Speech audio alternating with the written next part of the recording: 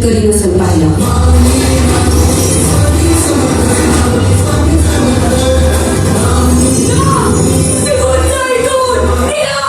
परीक्षा नव्हतं असतं तुम्हाला. आता परीक्षा दिल्याशिवाय मी राहणार. आता परीक्षा देवाची इच्छा.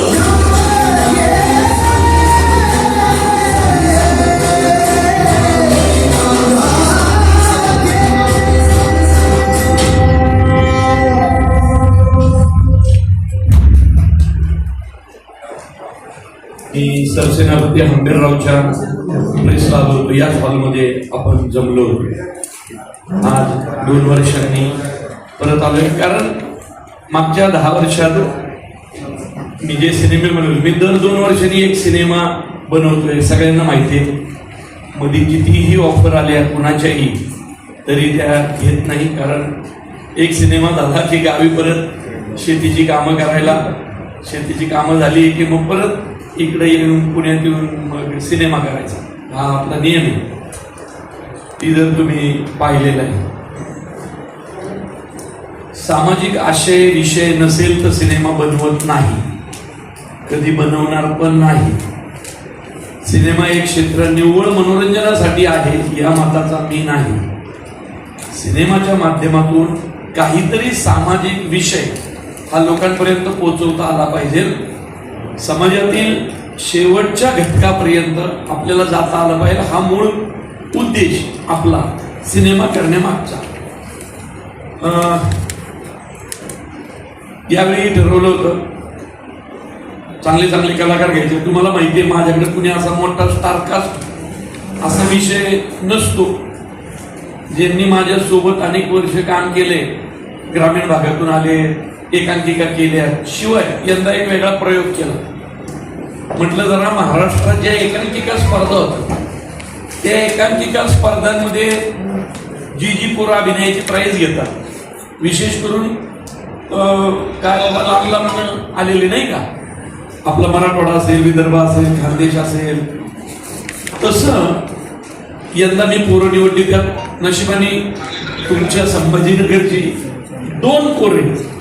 आणि आता विश्वास ठेवा, काम पाहिल्यानंतर या 2 पोरांना मी एका एकांकिका स्पर्धेत पाहिले होते. तिथे नाविन्याची प्राईज मिळाली होती. मी जज होतो. तर मी म्हटलं रे या पोरांची जी काम करायची पद्धत आहे, बाबांना तुम्ही कुठले? ते म्हटले आम्ही छत्रपती संभाजीनगरचे. आता म्हटलं प्रत्येकाची देहबोली त्या त्या भागातून आलेल्या मातीशी संबंधित असते.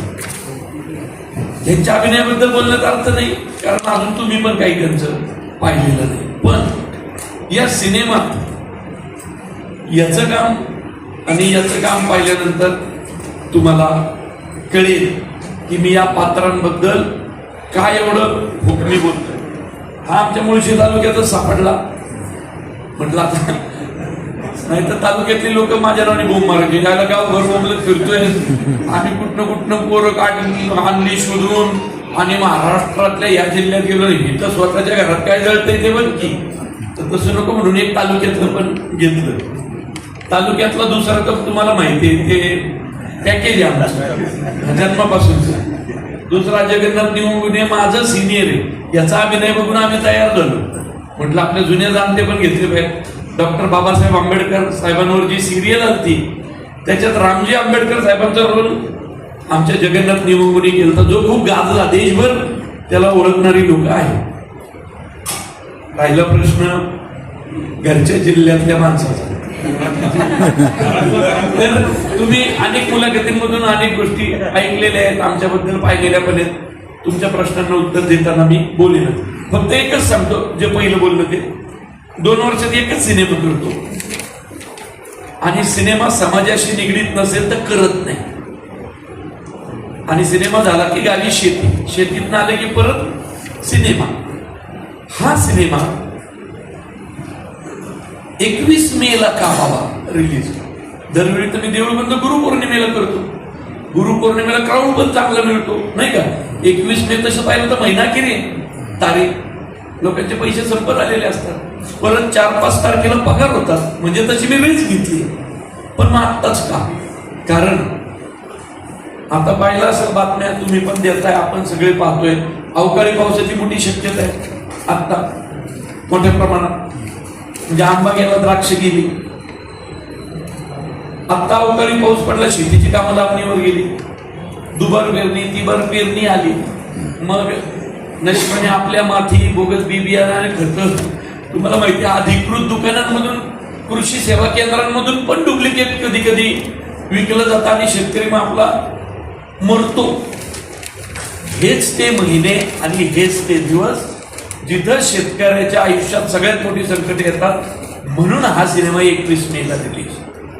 माझी अशी धारणा आहे, या सिनेमानंतर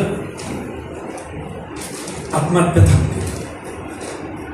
कथानक आहे आणि काय आव्हान करा देऊळबंद आणि देऊळबंद 2, आता परीक्षा देवाची. सिनेमाच्या टायटलमध्ये बऱ्याच गोष्टी आलेल्या आहेत.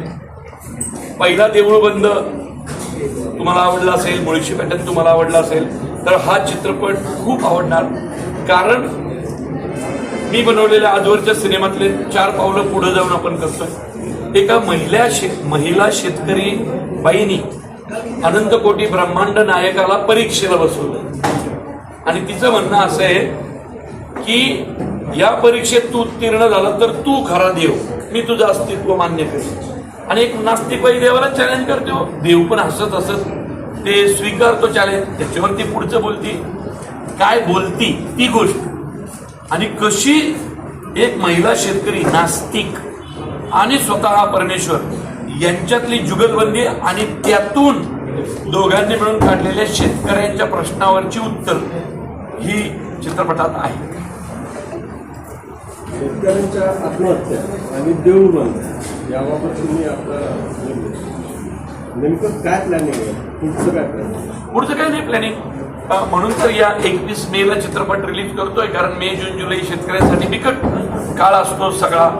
मग अवकाळी पाऊस पडू शकतो, ओला दुष्काळ, सुका दुष्काळ, असं काही भाव पडलाय, दुबार पेरणी तिबार पेरणी, काही घडू शकतं ना शेतकऱ्याच्या आयुष्यात. ते हे दिवस म्हणून चित्रपट आता रिलीज. कारण माझी धारणा आहे की माझ्या या चित्रपटामुळे एक जरी आत्महत्या एवढी कमी झाली दरवेळेच्या पेक्षा, तर मी परमेश्वराचे आभार मानतो. धन्यवाद.